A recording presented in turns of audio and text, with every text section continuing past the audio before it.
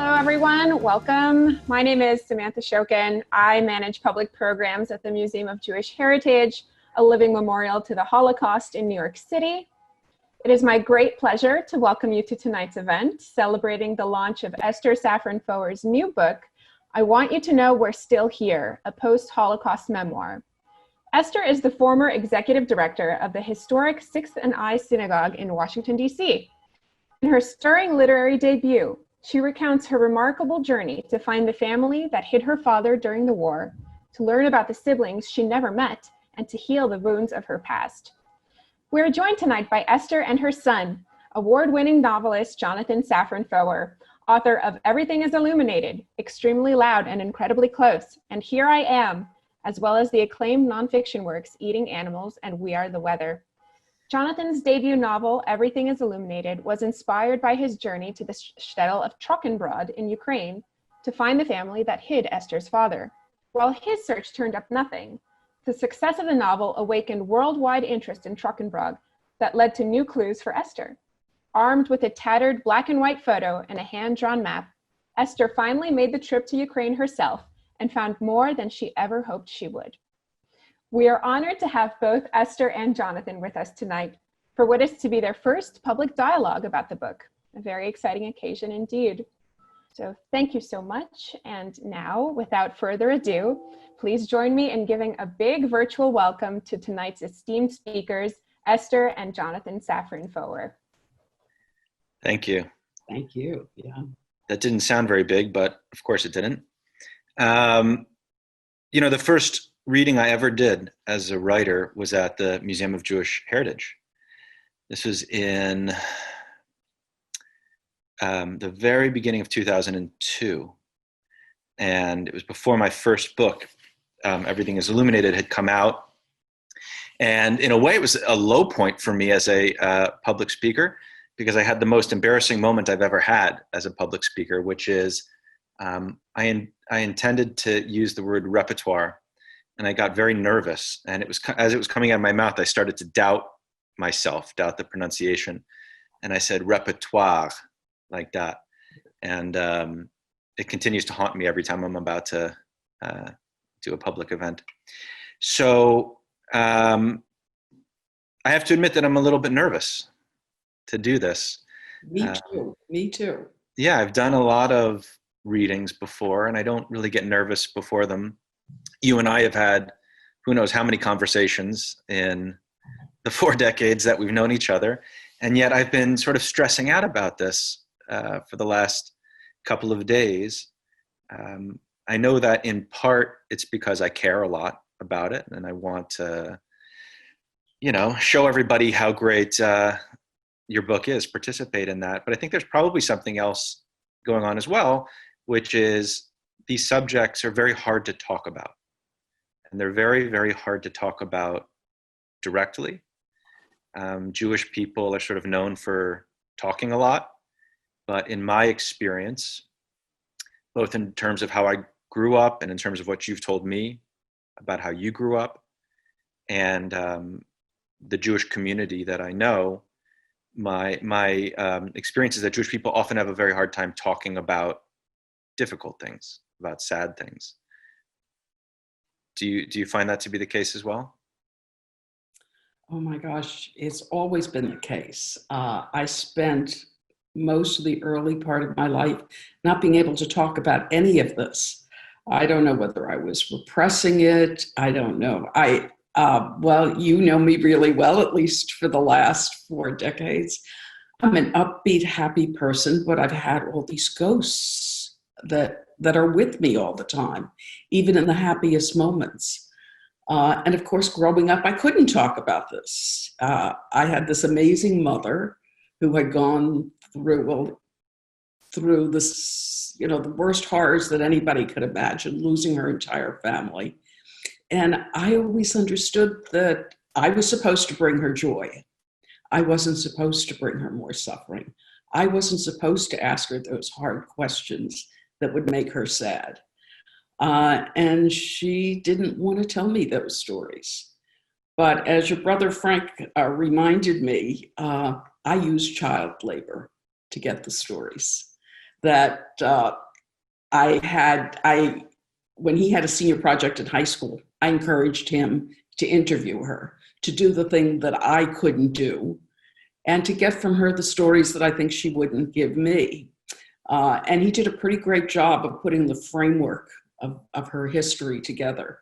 And then, of course, when you wanted to spend a summer in Prague having fun, but had a senior project to do, I suggested that you go to Ukraine and see if you could find these people who hid my father, your grandfather.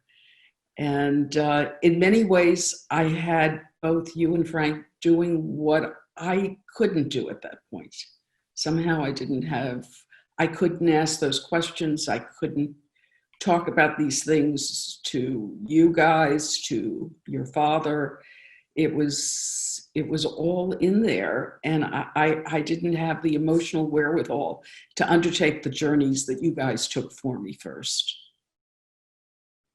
You know, it should be noted that you encouraged me to go seek this family history. You also told me not to tell grandma that I was doing it.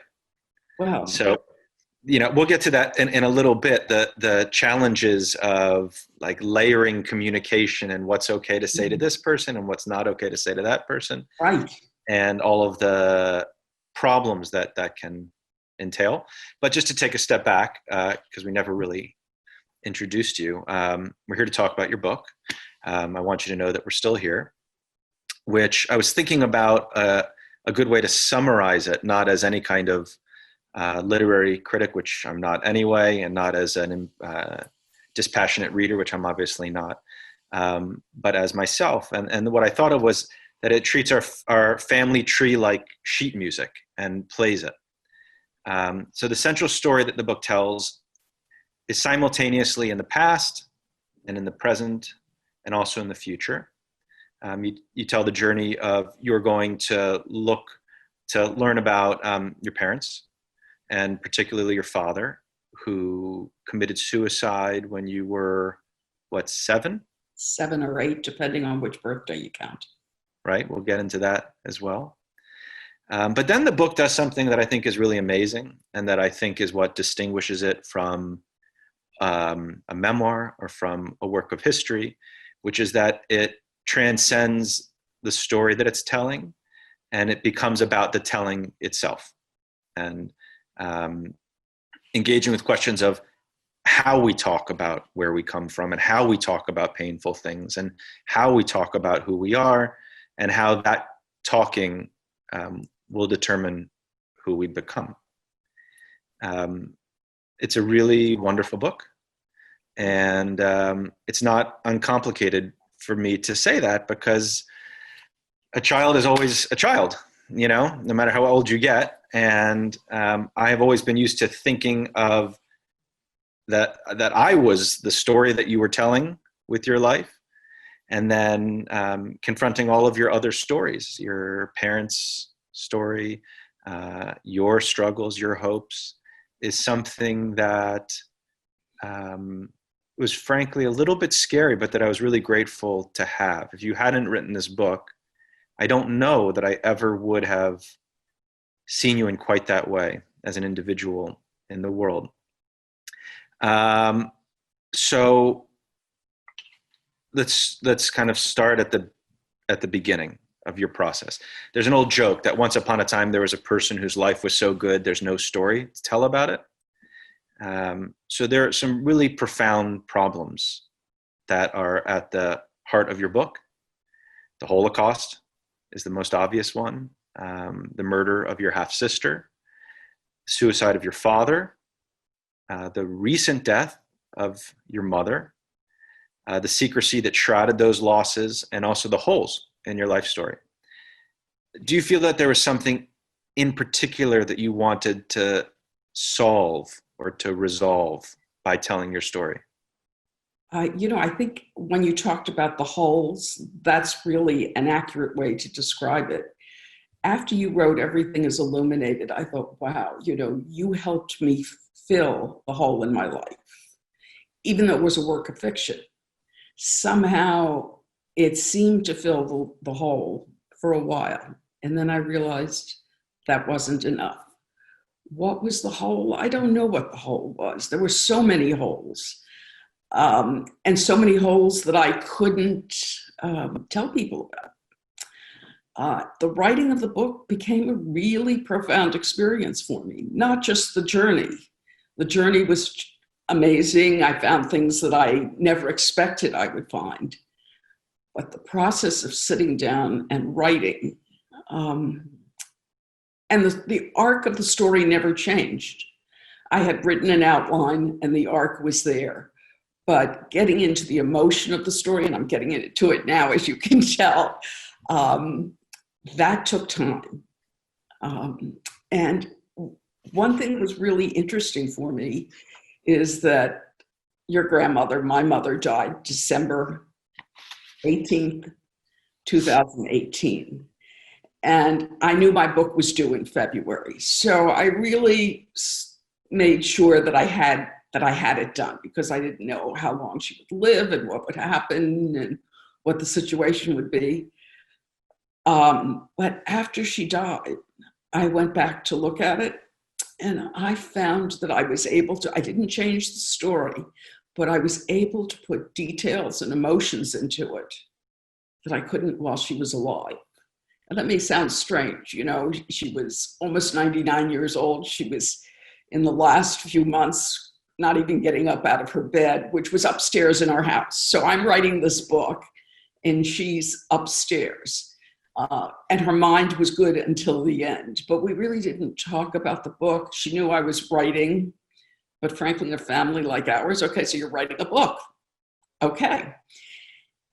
And she didn't ask me a lot of questions. I think she knew what I was writing about, but it wasn't until she died somehow that I was able to let go of things, that I was able to put words to feelings that I wasn't able to do while she was alive.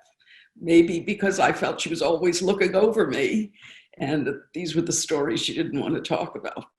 So just to return to what we were talking about in the beginning, that when I went to the Ukraine, and it was really entirely your idea that I do that. That's the child labor that Frank keeps talking about. Yeah, I mean, it was a great idea. You didn't have to persuade me. It was such an interesting idea, but it's not one that I would have had at the time. But I do remember. Look what came out of it. Well, it was interesting because what came out of it was a response to what wasn't there rather than what was there. And I think that's the real difference between my book and yours, is I didn't know how to look, and I maybe was too young to look. And there was so much secrecy about this journey from Grandma that my research expedition was really like a 2-day jaunt around the Ukraine. There's no hope that I was going to find anything. And so I had to imagine, whereas maybe you can tell a little bit about what your researching was like. So it was because what's really unusual, I think, about this story and about Jonathan and me is that he created this work of fiction. He didn't know much. I didn't know much. I couldn't give him a lot of guidance. And we couldn't tell my mother that he was going. Here, her precious grandson was going to Ukraine, where the worst things in the world had happened to her and to her family. So I didn't know what to tell you. But it was when you wrote that book, and I guess when I thought that you were helping me fill my hole, that people started to call me. Well, first people went to you and you were done with the story. And you would say, so-and-so called me, or pass me a card or a note and say, they have information, but I'm moving on.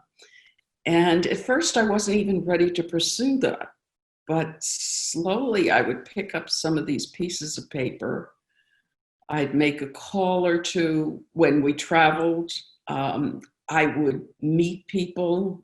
Actually, largely because of your book, I went to the Israeli Literary Festival, and people from Trochenbrod came there.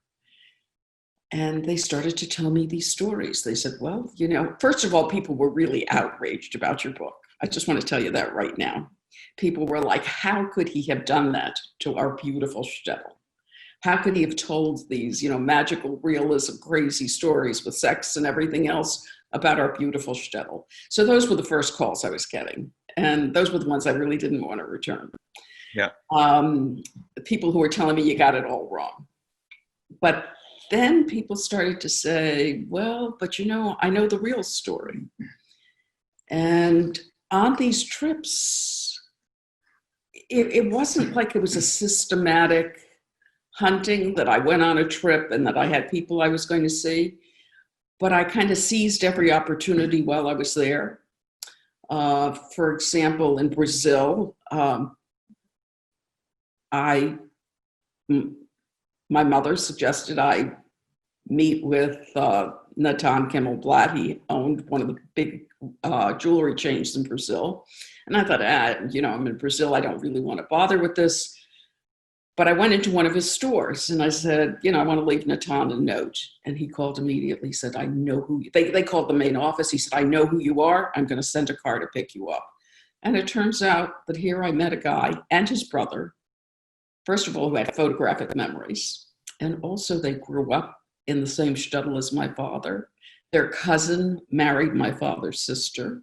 And they were partners of his in Lodz after the war.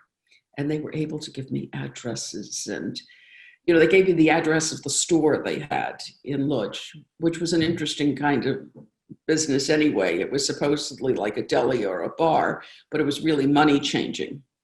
And these Truchen brothers, these refugees, were quickly changing currency from one country to another in their heads and making the exchange. And that was the real business.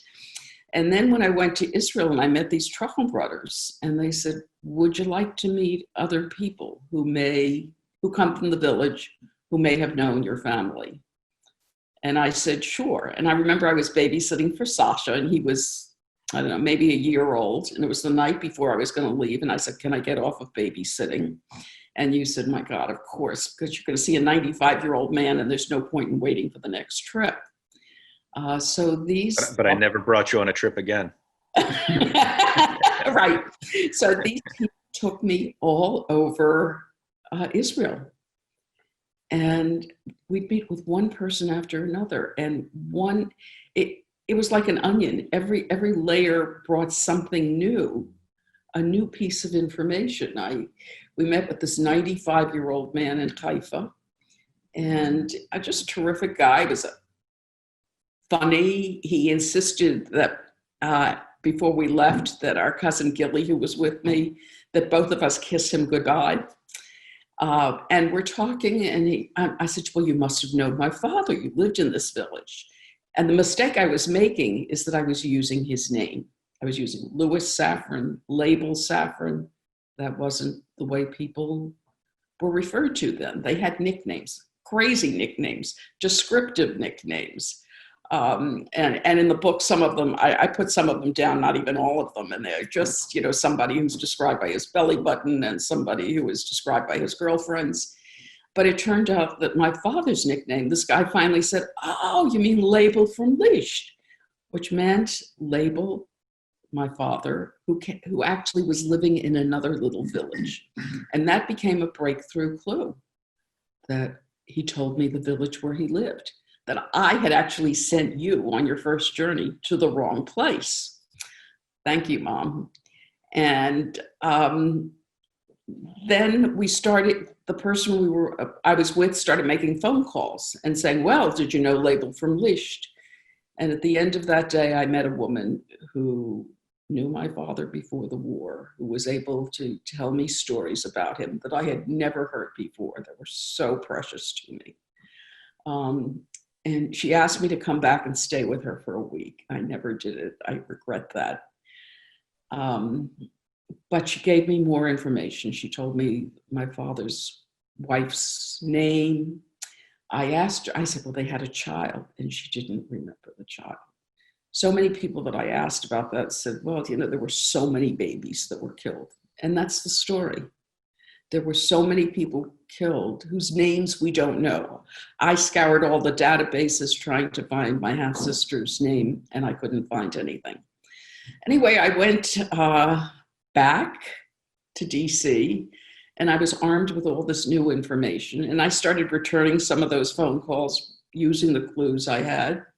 I hired somebody in Ukraine who had worked with some friends of mine who knew Trochenbrod, and asked her to do kind of an advance trip. And I sent her this picture of my father, your grandfather, with this family that supposedly hid him. And she went to the village whose name I now had because of that wonderful 95-year-old man, who, by the way, a side story, I'm with this man and he looks at me and he says, you know, I was married to your father's cousin, Ruchel Bisker, but nobody knows. So here's a guy who's 95 years old telling a total stranger a story that he hasn't told his children. And there's so many Holocaust stories like that. People wanted to move on, build new lives, and they just somehow buried the past if they could. Anyway, so I hired this young woman. She went to the village, and almost immediately an old woman looked at it and said, oh, that's Label and that's David. He was hiding in David's house. And she said, you know, one of his grandchildren still lives in the village. And this young woman, her name was Anna. By the way, when you read the book, you'll see that most of the women we met in Ukraine were named Anna, and most of the men were Ivan. And it really got confusing. But this Anna, the young, Anna was my translator, and the old woman's name was Anna. So the young Anna went down to see the house. She met the grandson, who we're told, I met him later, a lovely guy. But unfortunately, 1 month of the year, he gets totally stone drunk. And this was the month. She went in, she asked him questions. He couldn't handle anything, but she took pictures of the pictures on the wall. And she was convinced that she'd made a match. And she sent me the pictures, and I looked at them, and, you know, I thought it was maybe, but I wasn't prepared to believe it. I actually, in this whole journey, didn't expect to find anything. So at the advice of a friend of ours, who's a lawyer and an investigator, he said, I know some guys who are FBI forensic photography experts. Why don't you talk to them? So I called this guy who, by the way, was involved in the Silence of the Lamb investigation, really the top forensic photography expert. Good enough for us. And I went to see him. He said, you're going to waste your money. You know, I'm $250 an hour and you're going to waste your money. I said, I'm going to Ukraine, another $250. And I went and met with him. And we looked at my pictures, the young Anna had sent me the picture I had, measured distances between features. And he said, you know, I can't tell you it's them. At which point I was just dejected. And he said, but I can't tell you it's not them. And he started to give me clues of what I could look for when I went to Ukraine, to look at pictures that are taken at the exact same angle, to measure all these features. But also he said, look at the clothes people wear. These are not people with huge wardrobes. And if they're being photographed, they might be being photographed in the same outfit. And that became a critical clue. Should I go on? I mean, what I find so interesting, in addition to the content of what you're saying, and this is what I was trying to say earlier about your book, that the story is so fascinating, but the storytelling is also so fascinating. You know, you're talking about hiring a forensic investigator when we're also not talking about it with our parents, right? Like with your parent. You talk about this guy who sends for a car, wants you to come over, is desperate to tell you a story, and gives you a piece of information that is absolutely fundamental to his own life that he didn't tell his own children. It's as if like all these people have two shovels, and with one they're trying to uncover, and with the other they're trying to bury. Why are we like that? I know why. Do you think we're all like that, or is this just typical of Holocaust survivors and their families? The stories that linger in their mind. I know that my mother, your grandmother, to the end of her days, still was upset that she didn't say goodbye to her mother. So these stories are with them, but bringing them forward, telling them, you want to put that behind you. You want to take that shovel and just shovel those stories in the ground and try to let them go. And sometimes we just can't let them go. I tried, and then I took this journey and was able to find my own peace with the story. What do you think Grandma's reaction would have been if I had said, I'm going on this trip. I want to learn everything I can. Here are the reasons not to worry. Help me be a part of this. I want to hear what you have to say. Or if you had gone to her and, you expressed it as if it were kind of casual, like you're in the basement writing the book and she's upstairs. Mm-hmm. But information travels quickly in a house, when you're stuck with just a couple other people. So it's not just that it didn't come up. There was some secrecy going on, right? So what is the alternative to that kind of secrecy? Or do you believe that there isn't an alternative? When you look back, do you feel any regret? And I don't use that word lightly. I don't even mean to imply that people really had a choice. The psychology might have been so fraught and the trauma might have been so severe that there really wasn't a choice. But when you look back, do you look back with any regret that things weren't more open?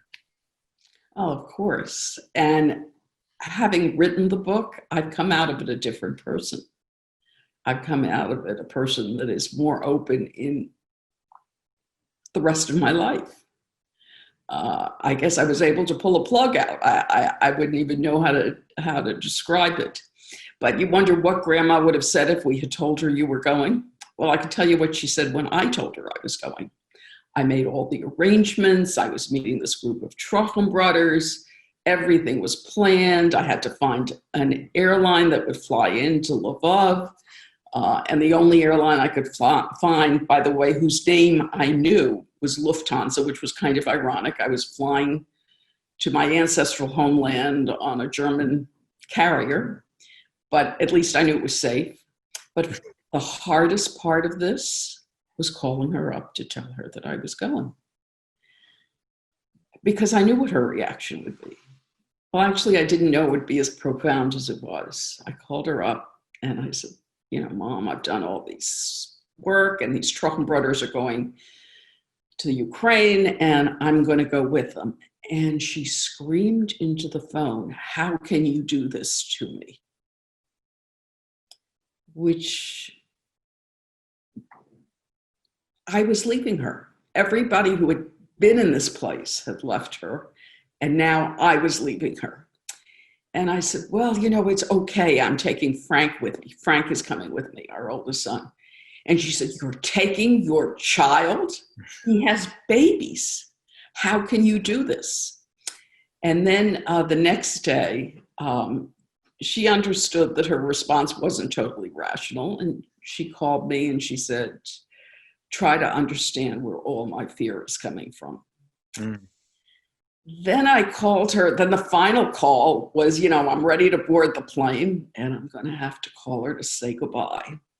And it's kind of interesting because one of the things that has haunted her most of her life is that she never said goodbye to her mother when she escaped.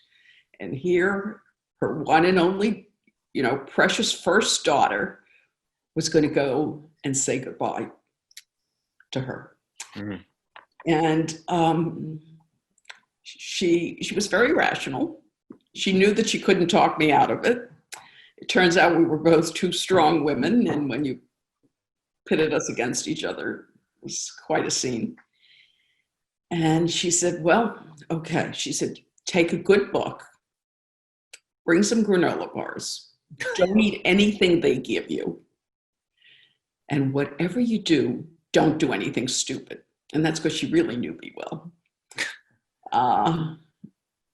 So that's, and she told me this after you had come back, and she knew you had made it safely. You know, that response of hers, try to understand where all my fear is coming from, could almost have been a title for your book as well.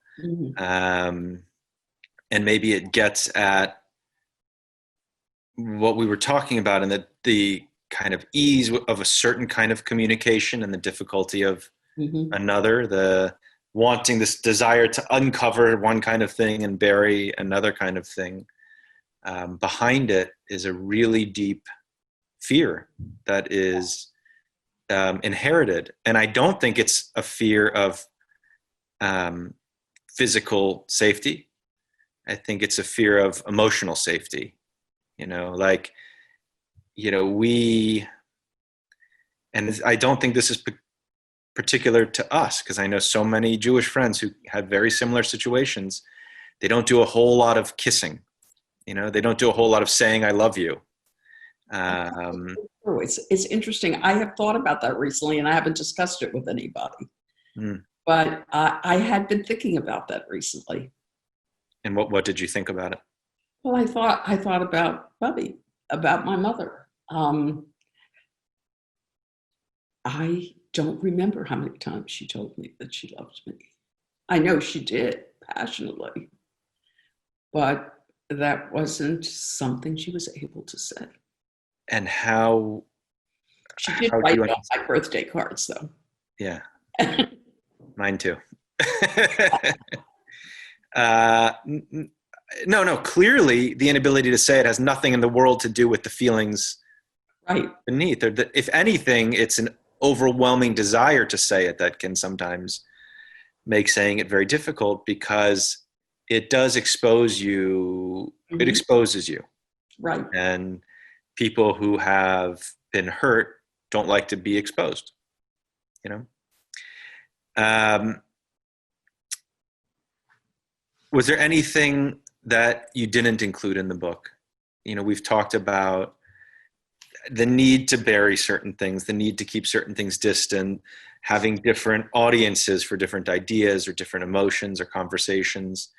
When Grandma passed away, you said it freed you up and you started to include things that you wouldn't have included, felt able to include otherwise. You don't even have to get into what the actual material might be, but were there any things that you just felt you could not put into this book?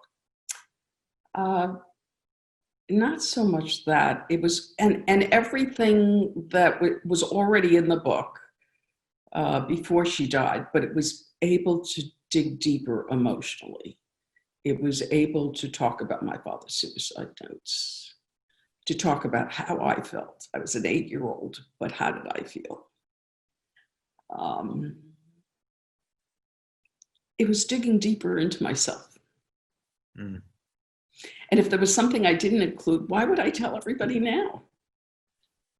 Just a little time has passed, and things get strange on Zoom. One of the things that you often said when you were working on the book, when you were conceiving of it, and when you were working on it, and up to the point of when it was about to be published, you'd say, I'm doing it for my family. And to be honest, I never quite fully believed that, because I thought, oh, maybe that's just a way to create less exposure, you know, to make yourself less available to a kind of hurt. You expose yourself only to your family and not to a large reading world. But then something funny happened, which was coronavirus, and your book tour, which was going to take you all over the states and the world, was canceled. And, you know, the sad reality is that bookstores are closed and literary marketplace has been decimated. And it's been a very tough thing for your book. And what surprised me is your reaction, which is, as far as I can tell, you really don't seem to care very much. You love talking to people. You love. So I have to just say right now, I talked to my agent this morning, And I was telling him how much I'm enjoying these Zoom talks, that it surprises me. I thought I would love the reaction, seeing people, and I would have, but the intimacy of these conversations like the one we're having. So I have to give a plug right now. He said to me, it's not about enjoying the talks, it's about selling the book. So he told me to urge everybody to buy the book. Anyway. This is why nobody invites agents over for breakfast, by the way. How did I feel? I think since my mother's death, I have learned that I have a lot of her strength. There are things you can't change. So you just go with it and you make the best of it. I mean, why do I love these Zoom talks? Would I have rather been at the Dublin Book Festival where I was invited to be, or at the Turin Book Festival? Yes, but there's nothing I can do about it. And what I can do is make the best of this time. And it's what she did. And I think it's the stories telling what her family's been through, that we draw strength from that. They're life lessons. And there's nothing I can do. I mean, the book itself has humor in it. As you said, it's about the past, it's about the present, and about the future. I can't bring my family back. I can't undo what was done. But I can build for the future. I can look ahead. I can look at the amazing family that we have, at the grandchildren that we're blessed with, and look ahead, but try to preserve those stories so that they will always know where they came from. Did that answer your question? Beautifully.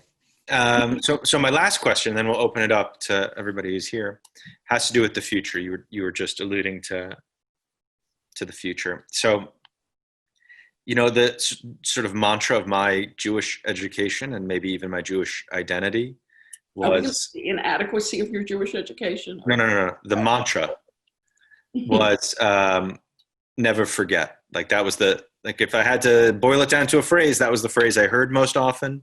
And that was the phrase that was just sort of presided over my experience as a young Jewish person.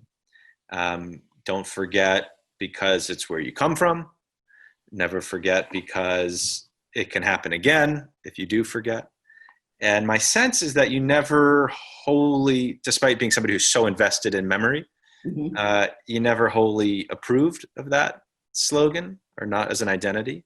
Okay. So you can maybe end this part of the conversation by talking a little bit about that idea of never forgetting as opposed to perhaps remembering, or what never forgetting or remembering will look like for people, for like my kids, who I can tell you right now are not going to have the same instincts to go way back in the family tree, are not going to have the same instincts to travel the world and interview people to find out, the nitty-gritty of their cultural Jewish heritage. That's just not going to be their connection. So how do we, what do we make it? First of all, the good news is they won't have to, because I've done it for them. And it'll be on long after nobody is buying this book, long after the bookstores all open up. It will be, I hope, in the libraries of my grandchildren's grandchildren. But in writing the book, I don't want my children or grandchildren to be Jewish because of the Holocaust. It was a terrible thing that happened. I want them to know what happened, but I want them to find the joy in Judaism, which there is so much of. In writing the book and reading about memory and Jewish memory, and one of the things that I came across that lots of scholars have talked about is that Jews are not a people of history. We don't look at the broad, we do, but there's no word in Hebrew for history, or there wasn't, they just adapted the English. But we're told over and over in the Bible, in our holidays, remember, Zakor, Zikaron, Yisker, it's all about remembering. And it's remembering, we just Passover was not too long ago. I can't remember how long ago it was. Times are all running together, but we're supposed to see ourselves as though we came out of Egypt. We're not talking about when this happened and how many people, and we're talking about visualizing ourselves on this journey. It's remembering the journey from a very personal point of view. And I write in the books that when you think about it, history is about the end of something. It's about something that happened. It's somebody's story that happened way back when. But memory is our story, and it's the beginning of something. It's not the reason to celebrate Judaism, but it's our story, and we have to remember that story. And, you know, as I said, the book is certainly tells a very sad story, but the story's being told so that it can be remembered, so that we can look forward. And towards the end of the book, I come back to memory, and I come back to the fact that the memory is going to live on. It lives on in your children and our other grandchildren who are named for Holocaust survivors. And people who perished, I'm sorry, not survivors. A number of them named for people who perished. But that's the memory I want them to carry forward. But I want it to be a joyful Jewish experience. And I spent most of my professional life, first in public relations and politics, but then helping to build Sixth and I, which was an institution designed to build a Jewish future. And that's what this is all about. We have to keep those memories, but we have to look forward. Super. So I think we're opening it up now, right, Samantha? Yes, exactly right. Thank you, Esther, Jonathan, so much for that. And Esther, I want to just echo what you said. You know, it's definitely difficult times that we're all experiencing and coping with, but you know, silver lining is that we were able to put this together and now have hundreds of people access this incredible talk, and we're just so honored to have you here. So I'll start off with this first question that Ellen sent in. Her question is, what was your first reaction to finding out about your father's former family? Did you share this knowledge with your other relatives? And if so, what was their response? You know, I was just totally dazed. I didn't know what to say. I mean, can you imagine? I was somewhere in my 40s. I was the mother of three, and I'd been living with all these other ghosts. I'd been living with my grandmothers and my grandfathers and my aunts and my cousins, and suddenly there was this other ghost that and this was the person who would have been biologically closest to me. I wasn't quite sure where to put it. I had to absorb it. It took me time to deal with it. Then I scoured databases trying to find something, couldn't. And ultimately on this search, I found a lot. I was really lucky for Jonathan to have opened the door. It's really interesting. At the talk the other day that I gave in Dallas, and in the book, I talk about myself as being the hinge in this family. That's the way I always saw myself, as the hinge between my mother, who had lived this heroic life, and little tiny woman who was bigger than life to everybody. Some of her grandchildren called her a superhero, and three sons who were storytellers. And I wasn't sure what my place was in that story. And this scholar who was interviewing me said, well, you know, doors don't open without hinges. And so I was able to put my appropriate place into the story. Definitely. And you mentioned about your research delving into the online information. Can you expand on that? Tell us a bit about your research methods. We have some questions here. Someone asks, Trockenbrod was basically wiped off the map and forgotten. How are you able to go back and find the shtetl and the residents to interview? And when you found them, how are you able to communicate with them? Okay, so Trockenbrod doesn't exist. I remember when Jonathan came back, and you'll see in the book I collect dirt and rubble from places. And I said, well, what'd you bring from Trockenbrod? He said, nothing. There's nothing there. Trockenbrod doesn't exist. What I did was I met with Trockenbrod survivors in other parts of the world. Mm-hmm. This shtetl was totally Jewish except for the postmaster, and it was wiped off the face of the earth. You can't even get there, on a road now. But what was interesting is when I took this trip in 2009, there were some Trockenbrod survivors who went on the trip.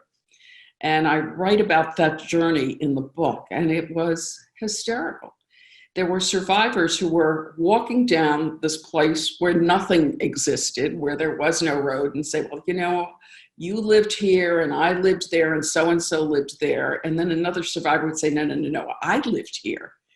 And you could visualize what this shtetl must have been like with these powerful, funny people telling these stories and arguing with each other. So yeah, nothing is there. The people I met were other places. Now, I did meet people who knew my mother's family in her village. This young woman, the young Anna, as versus the old Anna and the middle-aged Anna that I met, the young Anna was my translator on the trip. Mm-hmm. And I was really lucky that she was so invested in it, that she'd done all this research, that she found people for me to talk to. So that's how I communicated with people, through her. And what is really interesting is the family that hid my father, I have maintained communication with them.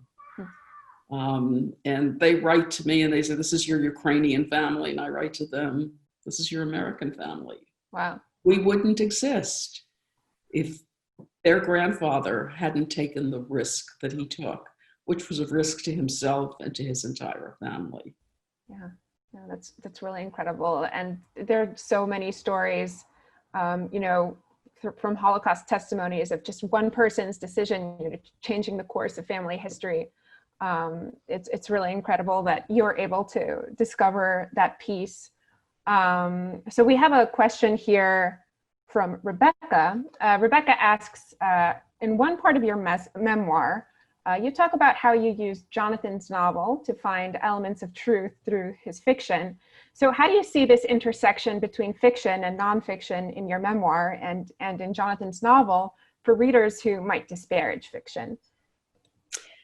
I should probably ask Jonathan that question too, but let me say that he didn't find anything, but he went to these places and he found, I guess, what could fill his hole. I was looking ultimately for something different, but I think what's so important about this, the stories need to be told through fiction, through the real stories, that Jonathan was able to speak to a different generation and a different audience with that work of fiction. And I think it inspired people to think about where they came from. And fortunately, because of his work and because of things I found, I was able to write the true story. But I don't know another situation where fiction becomes the impetus to find reality. And that's kind of interesting. Very interesting and very unique. Question from Scott. Do you think it's harder for children of survivors to deal with post-Holocaust trauma because maybe their stress and sort of the ghosts of those stories are based off of secondhand information as opposed to their own memories and experiences? How is it different? And there's been a lot of work done about the transmission of trauma through DNA. I don't really, I haven't read into that. It's not much I know about. I think so much depends on personality too. I look at my father, who clearly, could not survive, and my mother, who was the ultimate survivor, and kept going and kept moving forward. Yeah, the traumas are with me, but I'm a natural optimist. And I think the traumas, the stories that I know my mother survived. I know my father survived the war. It gives me strength. And your optimism definitely shines through. Can you tell us a little bit about the story behind the title? I want you to know we're still here. What does that mean?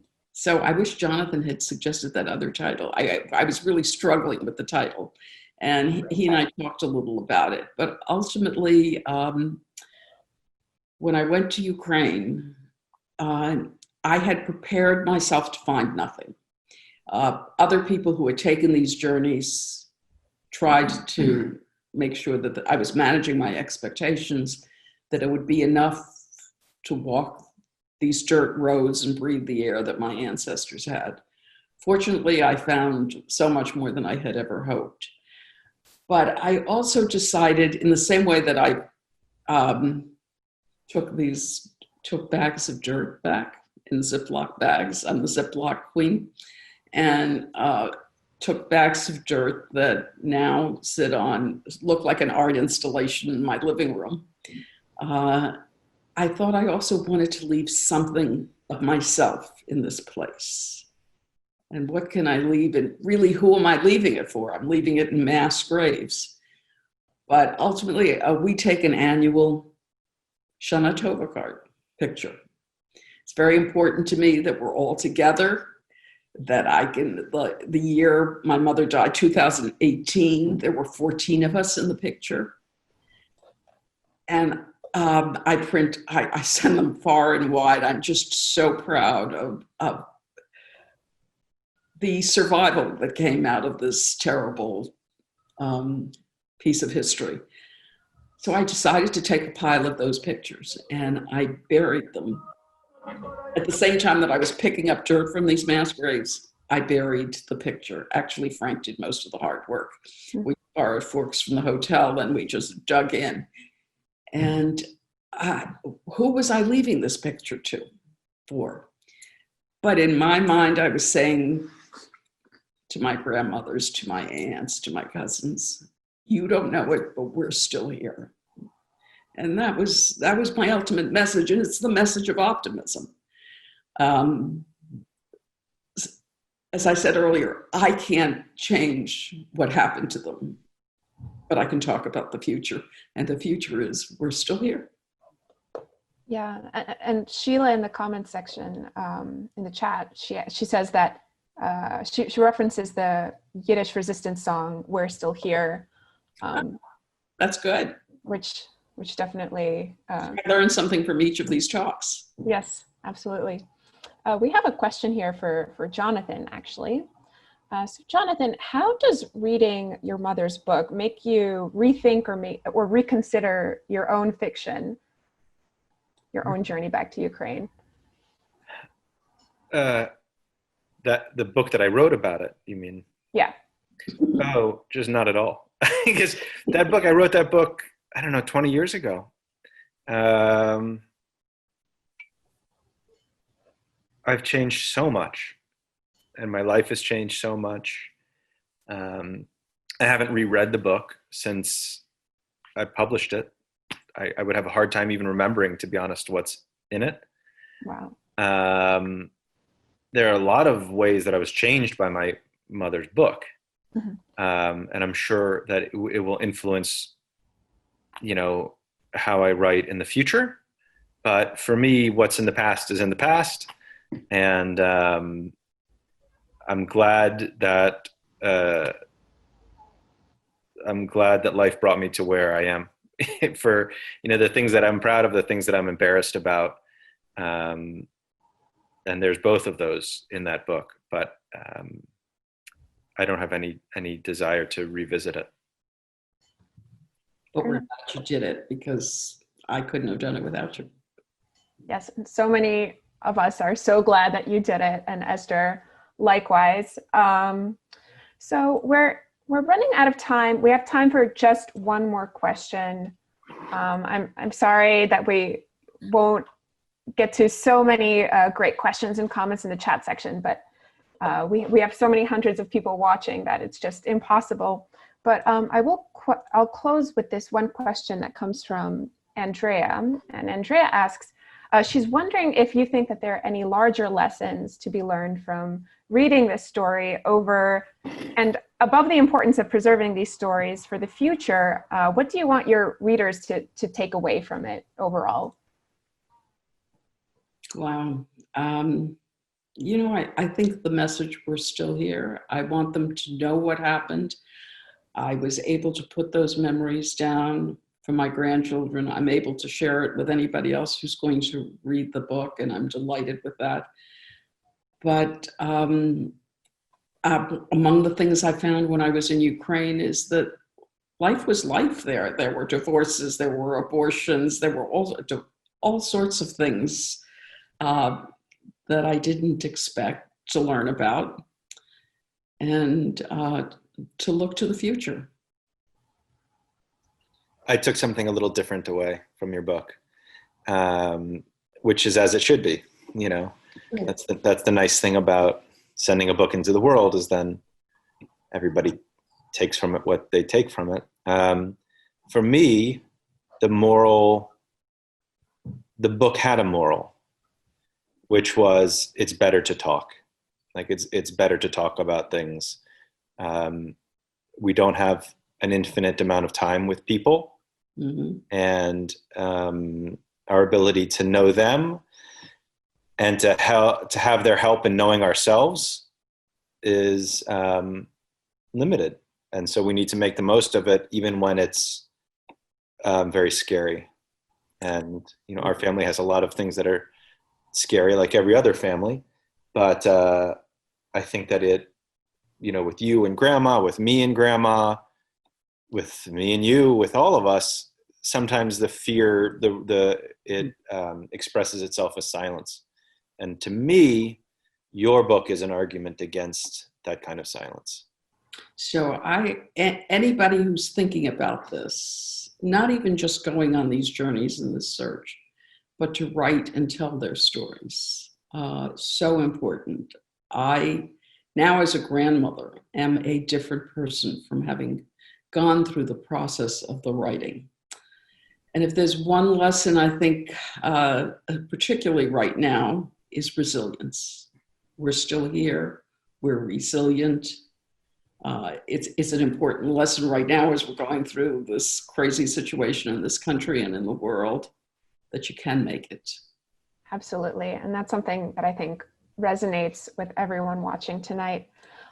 Thank you once again, Esther and Jonathan Safran Foer. This was an incredible program.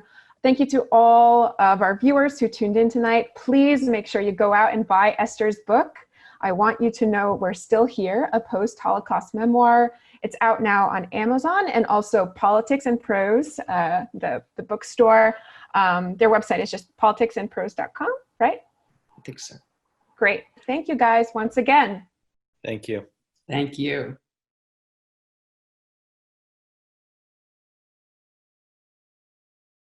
We would be pleased to send a complimentary DVD of this program to anyone who wishes to support JBS with a tax-deductible gift of $36, double high or more. Simply visit the JBS website at jbstv.org and click on the Donate button to make a donation by PayPal or your credit card. And please indicate the program for which you would like a DVD. Or you can send your tax-deductible check to JBS, Post Office Box 360, Stamford, Connecticut 06904. Or you can call the JBS Pledge Line at 833-MY-JBS-TV. That's 833-695-2788. And again, please remember to indicate which program you would like to receive with our compliments. We thank you for your kind support.